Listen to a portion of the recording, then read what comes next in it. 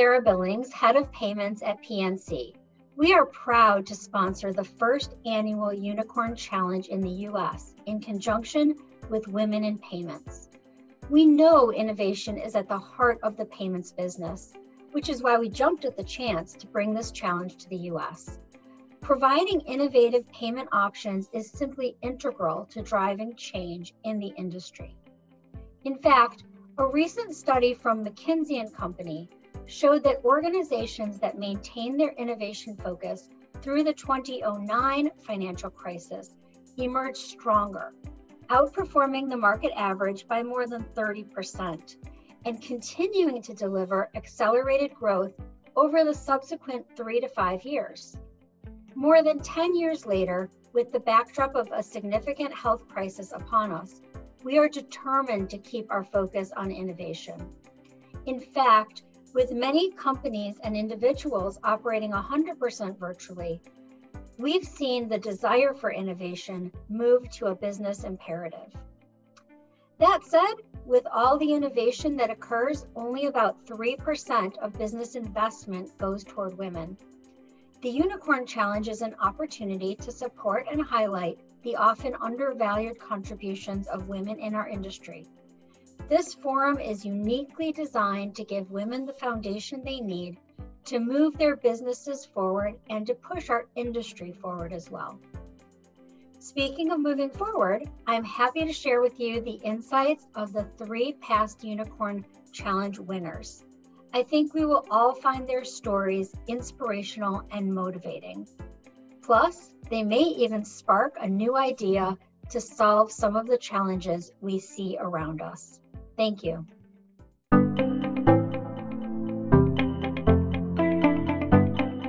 So when I think about what inspired me to become a fintech entrepreneur, I think we want to go back to, what inspired me to be an entrepreneur.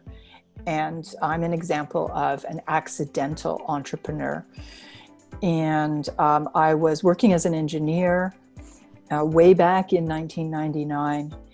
And I started working from a merchant's perspective, processing credit cards.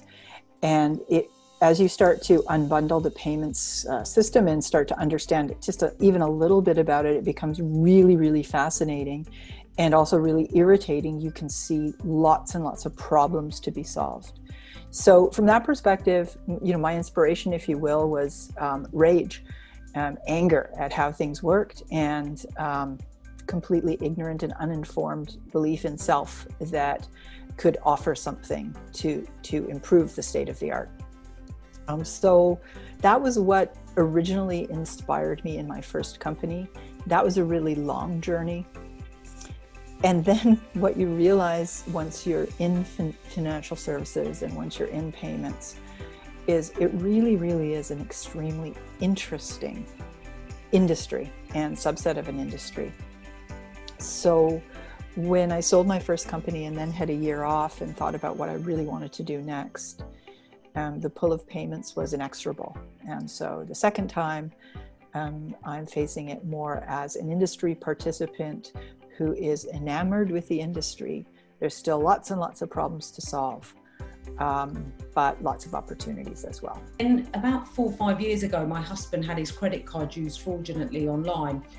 He had to cancel the card. We had to wait for 2 weeks for the card to come through the post, and then had to plug in all of that data across over 100 online locations. And it was really at that point, penny dropped, and we realised, oh my God, none of us actually own any of our personal or our payment information. And we realised this is something that needs to be addressed, and it's a real problem. And because Alistair had also come from a product background, on the technical and strategy side, we both did very different things, and we found the challenge really. So yeah, that's what we've taken on. We absolutely believe people should own their own personal data, and that privacy is a fundamental human right, and the way that it's stored today is completely broken. So we've got our mission, and really that's what inspired the creation of Nuggets, and what inspires us to, run the business essentially. It's actually problems that are faced. So the first product I created in fintech was born out of my or out of a need. My daughter was about 13 and she was constantly chasing me around the house, asking me to pay for something. And then I thought, well, why can't she send me the basket and I kind of process it and pay for it in my own time? So that kind of was the light bulb moment, and that need. And I kept looking, I kept researching, and I couldn't find the product. So I went and created Vilu, which is the fintech product that I won Women in Payment, unicorn challenge with. So the biggest obstacles that I've faced and how I've overcome them, I think the number one is around funding. The biggest obstacle that I ever faced, certainly as a first-time entrepreneur, was financing. Some of the ones that you hear over and over again, of course, is raising money, and that's an obstacle for every entrepreneur, and particularly female entrepreneurs. Female founders, I think, receive only just over 2% of VC capital. And obviously that's a huge issue, right? Because we all need capital to realise our products, commercialise these, and then take those to market. And I think really there is just don't underestimate the amount of effort that it takes and not taking no for an answer. I think when you know that there's still a way to go around the balance of female funding versus male funding, is understanding that then it becomes a numbers game. You need to eventually meet the VCs or the investors that will back you and your business. So I think one of the ways that I've overcome that is by speaking more, becoming more visible.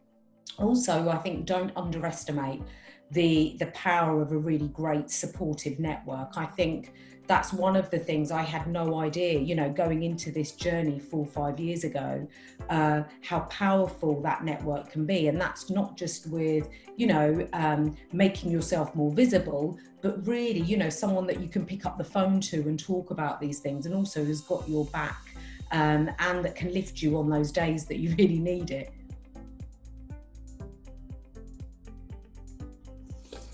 So pitching in the Unicorn Challenge for FiSpan, which is my first opportunity to pitch, was super fun. And the biggest benefit for FiSpan from that particular pitch fest was actually internal. By coming home as a very young company with a trophy that we proudly displayed in our entranceway, it made a big difference to the 5 folks that are in this little high-risk startup, and also people coming into the office. Pitching at the Unicorn Challenge is incredibly beneficial. You not only get the opportunity to present your startup, to a number of successful women across, some of the biggest corporates globally. So you get to share your product, but you also get some really invaluable feedback. And I think that's something that, I can't stress enough. It's almost like just that alone, without even winning the Unicorn Challenge, is just a phenomenal feedback, essentially, that loop into, because a lot of the people that you're presenting to are normally those that you'd be presenting to in a commercial capacity as well, that procure services like our startups provide. So I think that's number one. And then if you do go on to win the Unicorn Challenge, I can just say from my perspective, it's been incredibly invaluable. The number of doors it's opened, whether you're talking to, some of the top banks and financial institutions, but also at the speed at which it's grown my network as a result of having, those meetings. So no, it's incredibly invaluable. Most of all, I think the connections that you make through Women in Payments. So I was introduced to brilliant contacts in the fintech industry. Some people I'm still in touch with, and I'm constantly talking to people. Like in MasterCard, for example, they're absolutely brilliant. Kirsty introduced me to them, and I always pick up the phone, pick their brains on something. We talk, and I think that was really useful. Of course, there's also people start hearing about you, mentioning you in their blogs, mentioning you in articles. So we got some good PR out of it as well, which was great.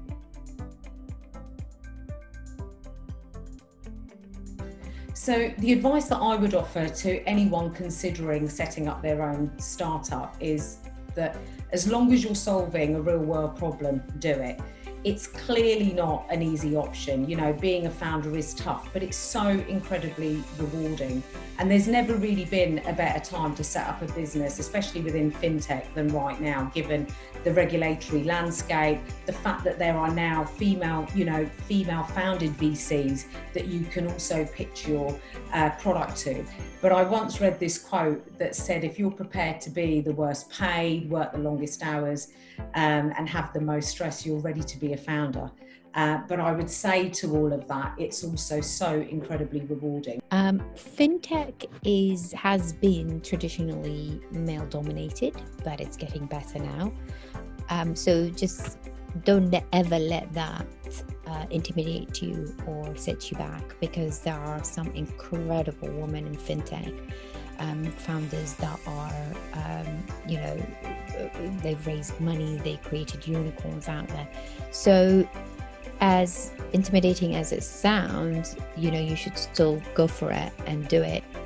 My first bit of advice is to ensure that you or your team has enough domain knowledge to not go in completely blind, and have enough domain knowledge so that you have found a niche or an opportunity that actually is worthy of starting a new fintech business. The second bit of advice I would give to someone considering entrepreneurship in fintech, specifically a woman, is that there's actually never been a better time to actually dive in and go for it. And the reason is banks are very much more open to partnering with fintechs. Venture capital is really flowing into the sector in a way like it's never been before. Doesn't mean that it's hard, doesn't mean that 9 startups out of 10 are going to fail. But there is opportunity and there is momentum around supporting young technology companies, and specifically those founded by women and visible minorities.